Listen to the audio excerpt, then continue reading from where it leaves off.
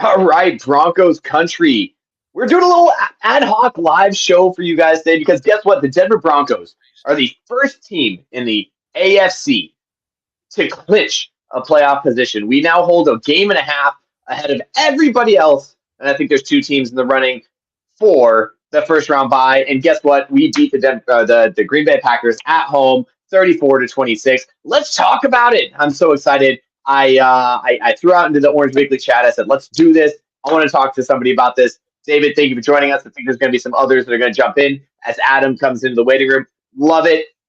David, take me through your thought process during this game, and how are you feeling right now being the first team in the AFC after 10 years? 10 years of just this drought, and obviously making the playoffs last year, but where we clinched the AFC we're the first ones to clinch the playoff in the AFC. How are you feeling? The result is still settling in.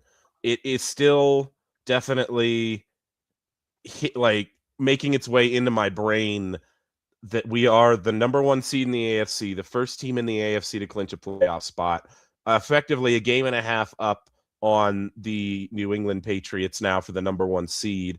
And suddenly with a schedule that unfolds the way it does now, and you see maybe even, I don't know, like you don't want to predict the Broncos winning out, but you can see it now. Because man alive, you saw a team on the field on Sunday that can beat anybody in the NFL.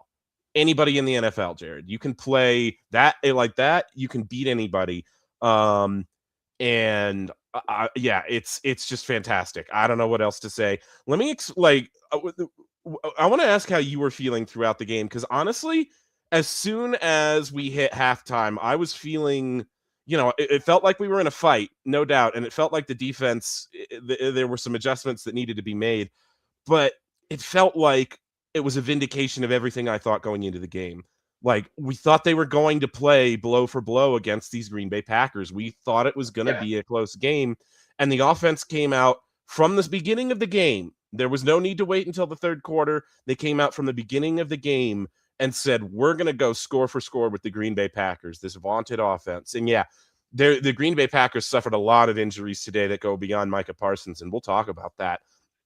But on defense, they were really, really sound for a lot of the game, and the Denver Broncos were just able to find answers. Bo Nix was able to find answers, played probably the best game of his career, but it just felt to me from start to finish, it never felt to me like the Broncos were in over their head. And that was the one question, this is the vague anxiety I had in my mind of, like, I'm so confident about this, but what if they are just in over their head against the NFL's best? We got the emphatic answer today. Yeah, no, absolutely. I mean, I think you mentioned it in the chat. If it wasn't you, it was Spotty, both names David. Talking about like this is the Super Bowl caliber team, and I think I read that, and I'm watching this game, and I'm like, no, this is a team that is going to be able to keep up with the league's best, and it is absolutely just like an emphatic moment for me where I'm watching this game and I'm saying, like, oh my gosh, they're doing the thing. Right. And that's the best part about the whole thing. And we're getting more people coming in. So I appreciate you guys. Make sure, Clayton that says, smash that like and share button, guys. We are clinching the playoffs as of today. And we have a game and a half lead in the AFC to get that first round bye. An absolutely beautiful game today in Denver. And let's talk real quick. And Spotty, I want to get your thought process on this because we talked a little bit about before. I hate doing the thing where we talk about it before we go live, but we did the thing where we talked about it. The home field and the how loud it was in Denver and how important it is even now more than ever to get that home field advantage in the playoffs. How was it? Like, it was just absolutely beautiful. Spotty, how you feeling? Bro, the place was rocking at the end of the game, right? Like, you could just tell I'm like, the chills. Like, I'm sitting there, I'm at a bar with everybody else. Everybody's like, I'm just telling you right now, I am high up on the moon right now because I've been scrolling through X and literally everything else, commenting on haters for the last couple of weeks. I am petty. I saved every single receipt right now. I'm just like, just remember what you said about this game. So shit. Let's go. No, it's absolutely beautiful. Like, obviously the crowd was amazing. We got a couple penalties because of it, which is one of those things that, like, that's what you'd hope for, right? That's what you want. Obviously, Broncos country travels very well, and we saw it against the Raiders, but we saw it in a couple other places too. But absolutely beautifully done by the team, and us as Broncos country. And hats off to you guys. We've been doing this for 10 years. This is probably the loudest I've seen consistently home field games making a difference, and it's just awesome to see that Broncos country is as loud as they are. And not only did we get a couple of penalties off of it, but the Packers only had one timeout going into the final 5 minutes of the fourth quarter because they had such trouble getting plays in because the crowd noise was so affecting. So, yeah, man, we talked about how important it would be for the Broncos, specifically the Broncos fans, to be loud when the Packers were in the huddle during this game. They did exactly that. They understood the assignment. They affected the game. And Lord help any team that has to come in here during the playoffs, y'all. Yeah. And the defense, let's give hats off to the defense. We are, we're not the number one defense in the league for only one reason and one reason only, and that's turnovers. And today with 2 picks, one by Riley Moss, one by Pat Surtain, which both beautiful picks. Obviously, Riley Moss's pick kind of just like ended up in his hands, which was absolutely gorgeous, but he was there. He was in position. He caught the ball. He got the interception. Pat Surtain just absolutely blanketing the receiver, making a beautiful play. That's why he's the defensive player of the year. I was yelling it at the top of my lungs here in Southern California, and it was absolutely beautiful. Just the defense in the second half specifically, just stepping up and doing what they needed to do to stop the offense that was really taking advantage of us in the first half. Yeah. Give the credit to the defense to make the adjustments that they needed in the second half, right? Because if they would have continued to play like they did against again, what the Green Bay, allowing Green Bay to do what they were doing in the first half, this game would have gone a different way, right? Like that Josh Jacobs almost untouched for, I don't know, was it 45 yards, 50 yards for a touchdown is unlike this team. Like this, I will tell you, I mean, how many plays it showed that we're third in the NFL when it comes to plays over 20 yards or something like that. And the fact that the Packers had something like 4 or 5 of those in the entire game, that shows you that, okay, maybe we were a little unsettled. Maybe we need to make our adjustments. And then they came in, VJ made the adjustments. Like, I'm not even going to lie to you. I was on Twitter in the middle of the game, and there was people who were asking for VJ's job in the middle at halftime. I mean, look, I get it, guys. And man, it was hard to watch the Packers go up and down the field on the Broncos basically at will in the first half. But yeah, guys, good players make good plays. Like the Josh Jacobs touchdown catch. Oh, beautiful. Meanwhile, was in good coverage. Josh Jacobs just made an incredible play, and Jordan Love made an incredible throw. Good players make good plays. The other team gets paid to play the football game too. The Packers have a good offense. And the Broncos defense adjusted in the second half. Now, I will say they were probably also the beneficiary of a couple of injuries on the Packers offensive side of the ball that haven't gotten the attention that the Micah Parsons injury has. But losing right tackle Zach Tom, losing Christian Watson on the play where Patrick Surtain had that interception, who I believe left the stadium in an ambulance, if I saw that tweet correctly. So yeah, hoping that he is safe and healthy when things get going. But yeah, it's the Broncos. Credit to them though. You saw them get a little bit more pressure in the second half. You saw them be able to make Jordan Love hold the ball a little bit longer and make we talked about it, guys. We talked about it, Jared, in the pregame and in the tailgate talk. Jordan Love is capable of making a mistake. And if and the Broncos got him to make 2 tonight, and in an 8-point game, it was the difference in the ball game, no matter what you think of how the defense played in the first half. Oh, and there's go ahead, Adam. Oh no, I was just agreeing with that. Because that pass rush, they were able to. It was a very reminiscent of the Washington game, where it just seemed like there was a very passive approach to the first part of the game, and then something got dialed in, an adjustment was made, and then the defense played fine. Yeah, and I'll be honest, outside of the one big run from Jordan Love, there was not a lot of times that we allowed Jordan to make the plays with his feet. I mean, he had obviously the one big run that was kind of in a crucial moment, and hats off to him. And to your point, David, like great players make great plays, and that's what it was. But yeah, so there's two things I want to talk about before we go into it. So one of them, injuries, right? They lose their number one wide receiver on the pick that Pat Surtain had. He landed awkwardly. That it is what it is. And then they lose Micah Parsons to, again, a non-contact. Like, there is nothing crazy. And there's two things I want to talk about the Micah Parsons. The first one is, Bo Nix, and if you couldn't love the guy more, the fact that he threw the ball, completed the ball, and then went to go help him, called the sideline on and was like, hey, man, are you okay? Like, making sure the guy was okay. I love this sport. Like, for that reason and that reason only, he was just an absolute fantastic sport. And then let's talk about Marvin Mims on that play, because as I pull up ESPN, there's two plays that go in there. And we'll talk about the Bo Nix touchdown to Troy Franklin a little bit later. But Marvin Mims to spin out of two tackles to get a first down on that play is absolutely fantastic. And I think it's underrated, and we need to get that guy involved more in the offense. But Bo snatched Micah's soul in that play. With that.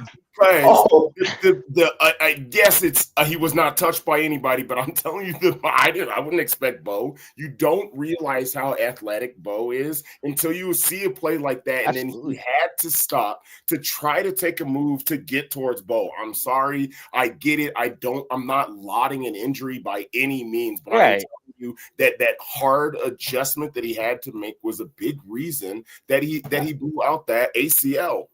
Potentially. So Bo Chapman Nix. I'm telling you, if that name is not highlighted on every sports writer's freaking page this week, they're just a damn hater, because everybody was talking so much smack about him all freaking week, and all the guy did was 303 yards and damn near a perfect quarterback rating.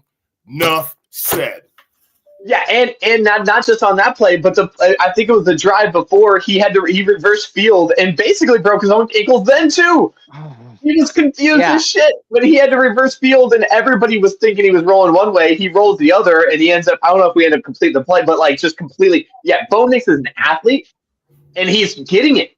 Like, he's making smart decisions. There was a couple times where there's maybe some interceptions that probably, if they would have caught 4 or 5 interceptions, maybe 2 or 3. Maybe it was 2 or 3. Two, I'd say for sure. There's 2 for sure. But you know what? This is what we talked about, Jared. I was begging for this in the tailgate talk, and we got it. We got a Bo Nix who was taking chances down the field. He did it, and you know what? He connected on 2 or 3 too. He connected on 2 or 3 of them, and especially in the red zone, guys. Money throws to Courtland Sutton in the red zone, money throw to Troy Franklin in the red zone, money throw on 4th and 3 to Courtland Sutton down the sideline, puts that ball exactly where it needs to be.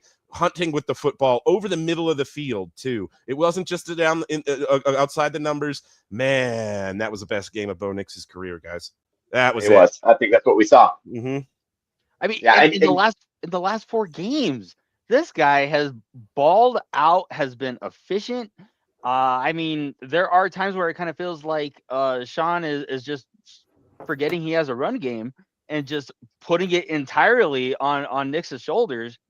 But the thing is, it's working though, and to him to have complete control of this game from start to finish today, no interceptions. Yeah, maybe there was a couple that he got away with, but I mean, it also doesn't seem like he's actually had a whole lot that have gone his way as far as, lucky picks here and there.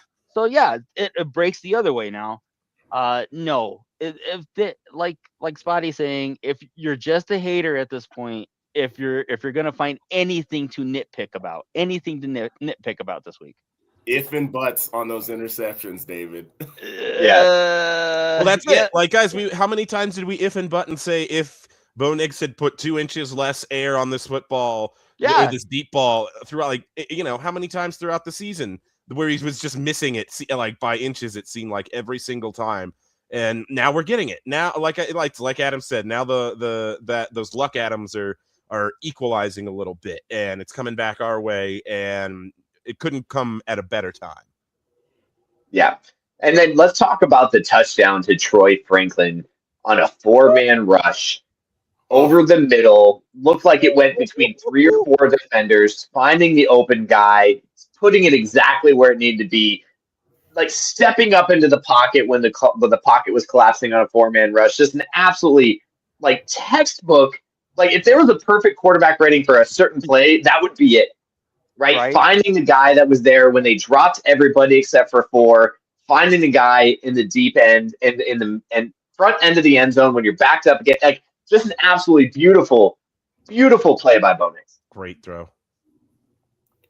He's got a couple of dots in this game. In this particular game, I mean, you could probably drag about 5 or 6 plays out of this particular game, and you're gonna say that was the best throw that he could have possibly made. Like it was the couple of ones outside shoulder towards the sideline, Cortland Sutton catching. Was that on the 4th and 3 play? That was 4th and 3. Yeah, yep. 4th and 3. And I'm telling you, the ball could not have been in a better spot. Mm-hmm. And there's a couple of times that I was looking at, I'm sitting at a bar with all these other people, and I'm like, excuse me, like there goes that man again. Yeah, like right. Who wait, this is the check down merchant. This is the man that can only throw a screenplay. That's why the Broncos are good. Especially the the way that he also manipulates the pocket as well. I mean, there was a couple times where, I mean, that little shoulder shimmy that he has to get himself out of trouble. I mean, I know that I am probably like a lot of people and want him to run a little bit more. But I mean, what did it like that for the touchdown throw to Michael Bandy? Tony Romo was begging for him to run it, and you know what? But honestly, for a second, so was I. I was like, man, no, wait, just take it, just run for the first down. Right, right. But nope, Bo knows. So it's just for some very legitimate critiques that Bo had at the beginning part of the year, especially after that Raiders game. I mean, since that game, he has dialed it up a notch. Whatever it is that he is doing differently, it is completely working. I think if you're looking for the perfect trigger man for Sean Payton's offense, I mean, look no further. Let's go. Yeah. And 2 huge plays by Cortland Sutton. Let's just give him credit where it's due. Like, obviously, we know him as the 3rd down king, but the huge touchdown over the shoulder, perfectly placed ball to Cortland Sutton over the shoulder in the first half. And then that 4th down, what I love about that, and Adam, you're gonna probably be mad at me about this, because there's a little bit, if we're gonna nitpick, it's gonna be on some of those 4th down play calls. Or the fact that we went for it on 4th down, like, I don't know, 6 times. I want to give. How many times we go for it? I want to give what I've been rethinking the 4th down call that we wanted to kill Sean Payton for in the 4th quarter. So I mean, like, let's think about the situation here. Your Broncos are on about your own 40-yard line. It's 4th down and 3. That's probably too long for a field goal. If you punt it from there, odds are pretty good you're going to get a touchback, even with the Crawshaw. So what you're getting the advantage to punting it is 20 yards of net field position from where you are currently. And if you go for it and make it on 4th down and 3, that's the game right there. So like I get it. I get in that particular scenario, but I want to hand it first to Spotty, then to Adam, because Spotty. Adam, go first. I want to hear what Adam says first. Okay, Adam, go ahead. I don't hate going for it there. I hate the play call there. It's just, these are lower percentage, 4th and shorts. These are things that you should be converting. You don't need to be reinventing the goddamn wheel and trying like risky stuff. Like the 4th and 3 to Sutton converted. I mean, that's one of those like, oh, I hate it. Thank you. Oh my goodness, type of reactions. Almost every other 4th and 3 was just terrible execution, terrible like feel for the game at the time, and that is always my biggest critique it's almost always the play call. So, Spotty, what do you think? I got 2 things about it. You go for a field goal, you miss, it's the same result. Okay. Yes. And then second, yes, you want to go for the run play, but also I believe at that time you go with the pass play. And the reason is that if no matter what, if you do not get the 4th down, the clock stops. But on a pass play, you open up the book a little more. I mean, they are expecting the run. You literally was that an old wishbone? Were there 3? It was wishbone. That's it. Honestly, I didn't hate the call in that. I didn't hate the call in that respect because they wishboned it and then they give it to Adam Prentice, who had 2 huge conversions last week. Sometimes it just doesn't work. I get that, but you know what, David? There's a reason the wishbone offense is no longer viable in the NFL. Okay, how many times are like, "Hey Look, guys, no, I'm sorry, ran the wishbone offense today." I can't hear any arguments of this was too old when Phillip Rivers almost beat the Seahawks today. Phillip Rivers almost beat the Seahawks today. I can't get with it. I also made the joke that the Kansas City Chiefs are going to pull Alex Smith out of retirement. Okay. Oh my goodness. Apparently, I get it. In this NFL, there anything could potentially happen. But a roll out of the pocket to a streaking tight end or allowing Bo to run for that in a potential open offense, I think is a greater idea. When there's 8 guys in the box, you tend to know what the situation is going to happen. And we didn't show that we could win at the point of an attack consistently. That's my only beef about it. And if we would have kicked the field goal, worst thing that could have happened is he would have missed it and we were literally in the same spot. But the best thing that could have happened is that it goes through the uprights, and at that point, the game is over. That's it. That's fair. There's a lot of faith in our defense in general, just with all the 4th down calls. Like there was just a lot of faith, and I think it was after Christian Watson went out. I think there was just like, okay, what are they going to do? And they didn't have an over-the-top threat anymore. I mean, they really don't have a deep threat outside of Christian Watson is the thing. But yeah, VJ probably went to him and said, "Hey, like this is like it's put in our hands. It's fine. Like we got this." Like we figured him out in the second half, and I think that's kind of what it came down to, and it worked out for us. But like you're right, Spotty, we have a kicker who can make those field goals. Like there's no, especially in Mile High, especially with the altitude that we had. Like there was no reason why we shouldn't have gone for it. Now you're right. I will say like because the spot gets from the spot of the holds, so like we would have lost it. Regardless, yes, wishbone. I also will say I think that we're expecting to catch them off guard on that wishbone offense.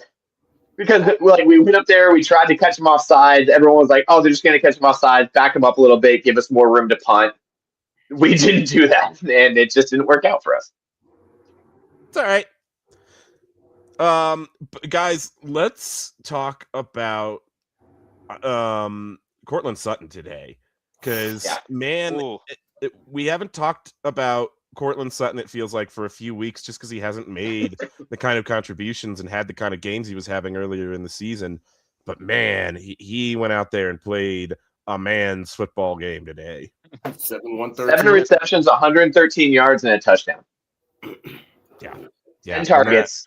And one of his patented sideline end zone catches that just, that he always seems to pull in these tough ones right in the corner of the end zone. It's a beautiful thing. Well, and I also want to say too, like the balls on Sean Payton and Bo Nix and Courtland Sutton altogether to miss the throw to Courtland Sutton, that corner on 3rd down. Yeah. And then just go right back to him on 4th do it again on the same side of the field and say, like, okay, do it again. And for him to make that catch, get in bounds, and that was absolutely beautiful. I want to talk about Troy Franklin. Thank you. Yes. I will be one of the first people to say that I was talking a lot of smack about Troy Franklin's game over the last couple of weeks. I feel like Pat Bryant was on the cusp of surpassing Troy Franklin as the quote-unquote number 2 target on the team, and all he did was go 6 for 6, 85 yards, and a magnificent touchdown. So Troy Franklin, incredible job, and he made sure that there were no ifs and buts about his catches. Like in this game, he was as sure-handed as we've been asking for him to be for the entire year. Yeah, and there were some contested catches there. Yeah, I hate that Troy Franklin has such highs and lows in his game, but today it was definitely on the high side. And my goodness, that the throw and catch in that sequence for that touchdown was just such a big boy throw and such a big boy catch. And it shows the maturation in this team, because even at the start of the season, these are the plays that weren't going our way. Yeah. And now, late in the season, when you need them the most, now these games are really becoming, a play here or play there. Now they're showing up that much even more. So for sure. Just fellas, in general, the wide receiver. Oh, go ahead, Dave. Just wanted to say, always good to talk to you. I'm going to hop off, but have a good night. Excited to talk to you guys and mix it up on Bourbon Broncos and No BS on Tuesday. Thanks everybody for joining us. See you later. Yeah, join us on Tuesday night. We'll all be here. Yep. Let's talk about Bo Nix spreading the ball the way he did. Right, we had 7 receptions for Courtland Sutton, 113 yards, a touchdown. We talked about that. 6 receptions, 6 for 6, 65 yards and a touchdown for Troy Franklin. 3 receptions for 42 yards and a touchdown for little Jordan Humphrey, who we picked up off the practice squad. Massive. And let's talk about Michael Bandy, who had his only reception for 20 yards and a touchdown. Again, spreading the ball out, like just finding the open receiver. Bandy had to make up for that drop fumble earlier in the year. Oh, right. Yep. I'll say that, but he made up for it earlier in that game where he had a huge play that got us into the red zone. That is true. And then it was like the next drive he fumbles the punt. It was like, oh man, he just had this huge play. He was going to be the guy. It wasn't a touchdown though, Jared. So you're okay. He's scoring actual points.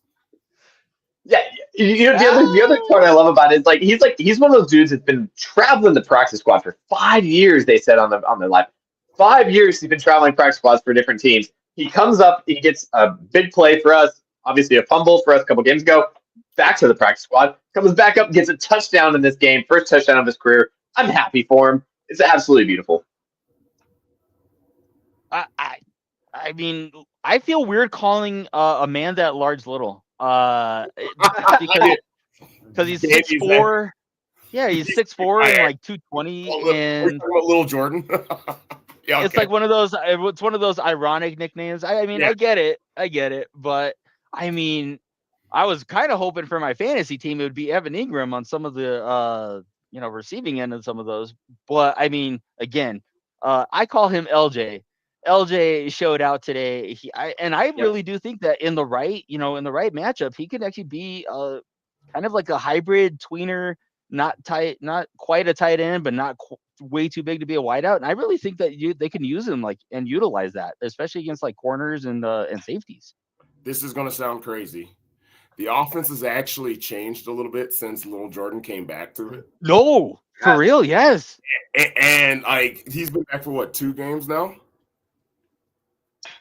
Oh my goodness. This is happening. This is happening. Adam, I gotta know this person. So Ayla, I'm not sure, for those of you that are following and have been following us for a long time, we have the one, the only Ayla coming back to Bourbon Broncos and No BS and Orange Weekly. Ayla, how you feeling? How you feeling? I mean, all I gotta say is tits up. Oh my goodness. I mean, respectfully. It's great to see you, Ayla. How you feeling? We clinched the playoffs this early in the season. We clinched it, and how exhilarating was that? Because everybody was like, oh, you can't beat the Packers, blah, blah, blah. And it's like, you know what you can't do is tell me what to do. I love it. Respectfully. Oh my gosh. I wish I was more festive. Ayla, oh my gosh, with the Broncos freaking Santa cap too. I do love that Broncos Santa cap. Because hey, wait. Say go Broncos. Go Broncos. Look what I birthed a human that believes in the Broncos, y'all. Yes. I birthed Broncos energy. Like literally, Jared, I was pregnant with your wife. That's your baby's like pseudo baby. Yeah. No, we are absolutely loving this. All right. Well, we won't get into that. Sorry to jump into this, but seriously, like nobody believed in this. And like everybody's watching it come together right now and it's coming to fruition of like a seriously reputable team of like defense. And like I used to have a little thing about Vance Joseph, and now I'm like, yes, there he is doing his thing. Like he's putting it together right now. How do you guys feel about that? I love it. I mean, I feel like we're coming together with all facets. Like it's not perfect, right? Like if Vance Joseph's defense, like I wanted to scream about the defense so hard, but then he comes in the second half and is doing the same thing. The offense carried us actually in this whole particular game. And then also the special teams just did enough for us. Like it just feels like every piece is coming together and we're gelling at the right time. And you know what? That's what did he just say that? He did. He did. We've been using that for a while, Ayla. We missed you, man. We miss you. Sorry for the F word. I apologize for. It is though, right? Like I thought that Bo needed to like buy some gifts for the receivers. Oh, I think Santa was expecting Bo to. He was like, you know what? Be prepared. Oh, I missed you guys. Yes. Yeah. What a great time to. Yeah, here we go. Clayton coming in with the we be gelling.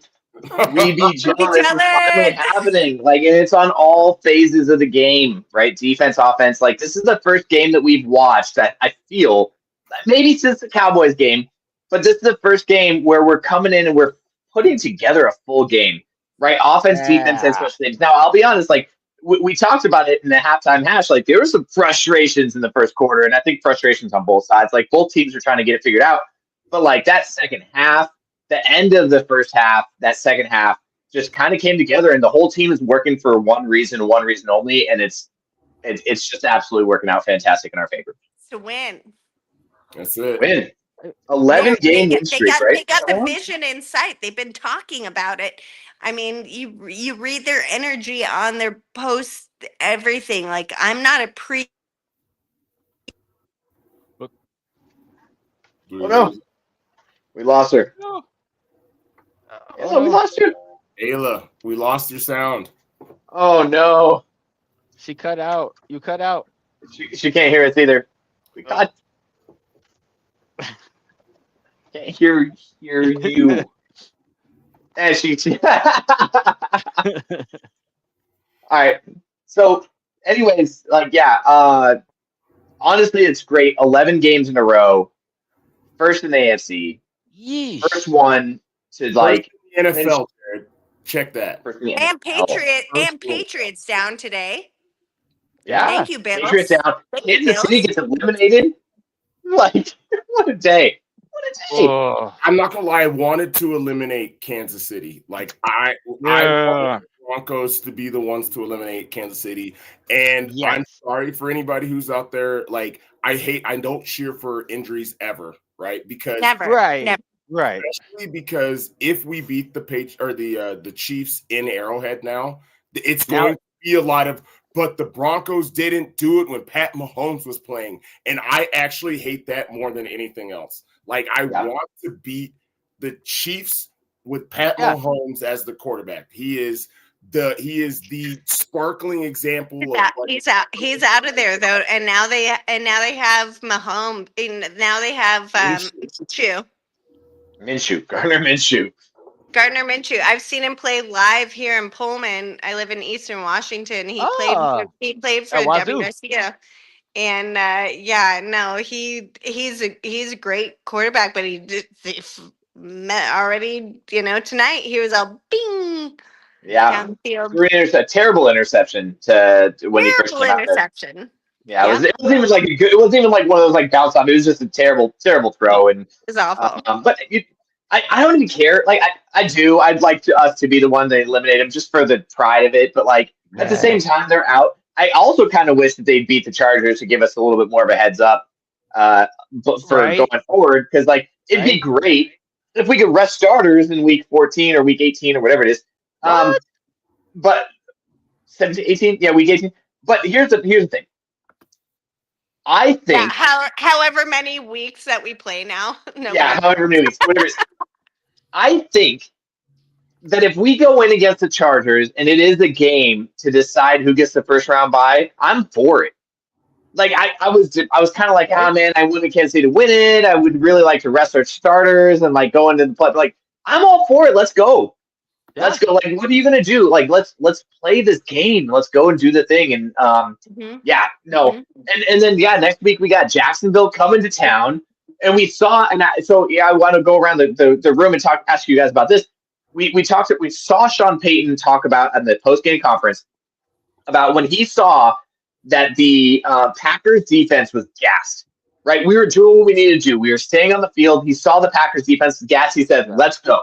Let's get to the line. Let's call the plays on the line." And it worked out very well. What is Jacksonville, a team from Florida, going to do coming into Denver that's going to be any different than what the Packers could have done? Now, granted, they also have a very good offense, and like obviously it's a different game plan, but like they're going to get gassed quick too.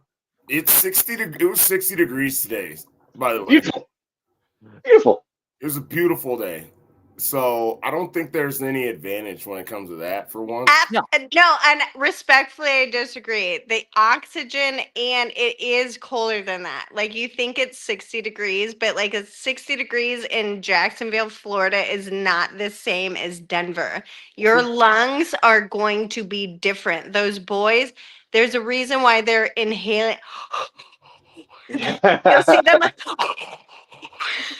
There's a reason why they do that, because you cannot keep up in the Mile High City if you don't live there and you don't practice there. They don't practice there. It's going to be very different. So let them think that they can keep up with it. They cannot. Adam, well, you can't talk too much about the Jags though. I just, what kind of concerns me about this team is that it kind of feels like they need to get punched before they realize that they're in a fight, and then it's like okay, this is what we're doing. Okay. So you don't think Denver? I apologize for not being in the communication circle. You don't think Denver's gotten punched yet?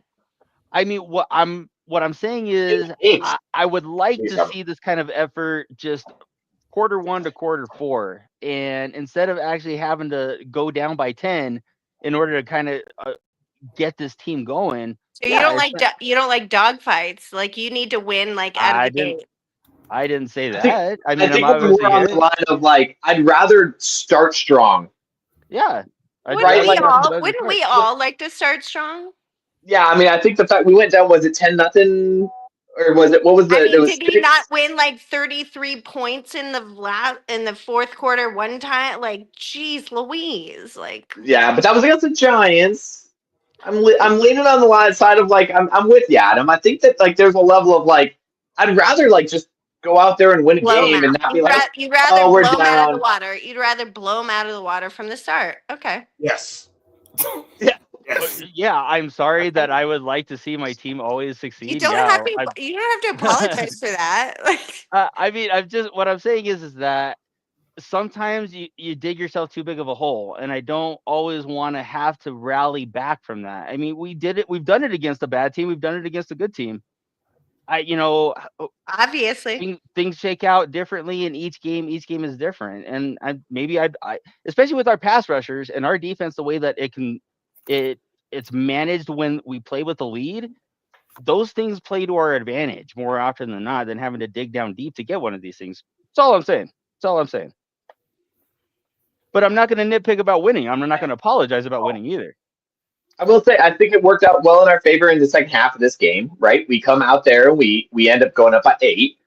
And then the 2 drives that they had, like we were playing absolutely lights out defense. There was 2 drives they had that we just absolutely shut them down. So good. So good. Obviously, the 1 interception by Riley Moss, we do nothing with that. And then the turnaround to just like shut them out. I mean, obviously they had a false start, crowd noise, right? We talk about that. They have a false start. They finally end up with a 4th and 10, just an absolute great pass rush and a 4-man pass rush. And just I do want to talk about too a little bit like first 4 games of the season, we had Nik Bonitto with like the all-time sack record in the first 4 games, right? Oh God, hasn't he been like my favorite all? He's been fantastic, and then like he hasn't like let up with it. He let up on the sacks, but it's because of the plays like you saw today in that 4th down play, where he's not rushing the quarterback like he got like a Micah Parsons, for example, who is just like ears back, he ends up turning it back around, comes up, takes him out as he steps up in the pocket to make him miss that play, and that's because it's a team game. Right, it's a team game that they're trying to get the best play possible. They got it. Nik Bonitto's not going to get credit for that. He might get credit for pressure. You know why? Because they're gelling. Because they're gelling. The team is gelling. Respectfully. But yeah.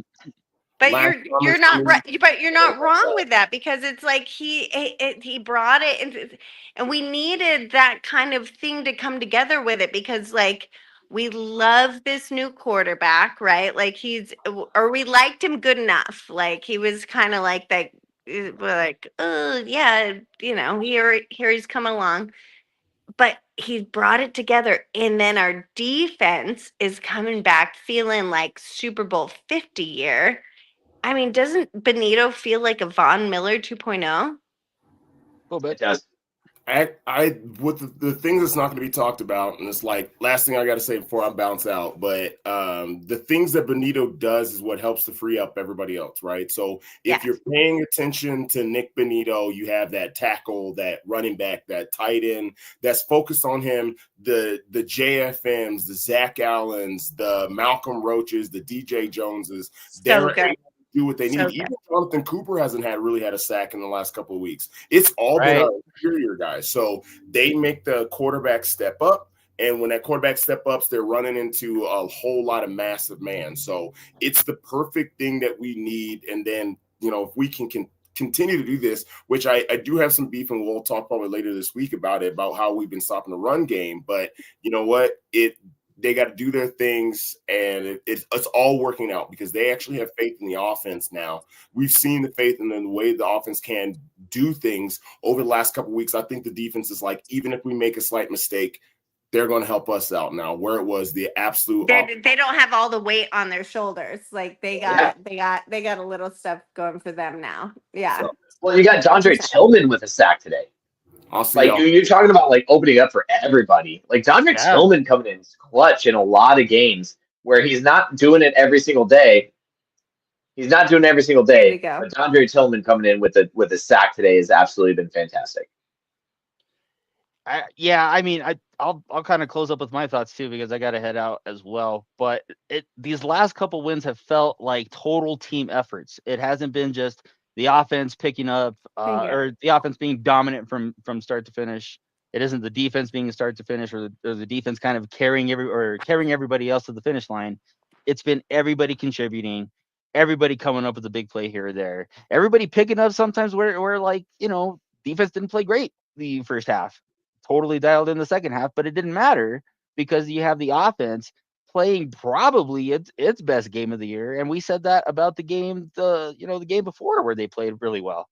So, I mean, if you have this kind of offensive effort and the defense just has like a C, B- effort, even that is going to be really tough to beat. Yeah. My favorite part about this whole thing, a lot of things, obviously, but my favorite part about this whole thing, Adam, is the fact that the offense goes kind of with where the defense goes. If you go back to the Raiders game, right? Everyone's like, that was an awful game. And granted, it was Thursday night. Everyone was national television. But the defense was playing what they need to do. We play what we need to do. We end up going away with the win. In this one, the defense is kind of struggling at the first half. So the offense was like, okay, cool, let's step it up. Let's go do what we need to do to win the game. And it's a team momentum. Right, as the defense plays well, the offense is like, okay, we're going to do what we need to do to play offense, and sometimes it sucks, and it's not great. I'd love to like go out there and put up 35 points against the Raiders, but in this game, you saw what happened. Like the defense was letting up some plays. We go down 6-0. We're like, oh shit, we need to go do something.